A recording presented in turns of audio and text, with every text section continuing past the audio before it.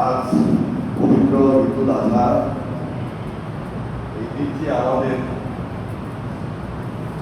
সবার জীবনে একটা আনন্দের এবং খুশির। আজকের এই দিনে আমি আপনাদের সবাইকে প্রিয় লক্ষ্মীপুরবাসীকে শুভেচ্ছা জানাই। ঈদ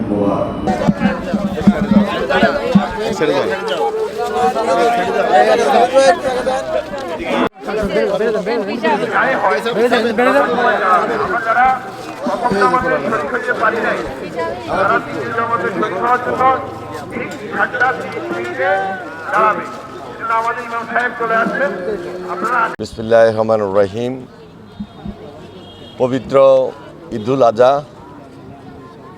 আজহা উপলক্ষে আমি আমাদের প্রিয় লক্ষ্মীপুরবাসী সহ দেশবাসীকে আন্তরিকভাবে মোবারকবাদ জানাই এবং ধন্যবাদ জানাই। আমাদের মাননীয় প্রধানমন্ত্রী জনাব তারেক রহমান ইতিমধ্যে দেশবাসীকে শুভেচ্ছা জানিয়েছেন, অভিনন্দন জানিয়েছেন।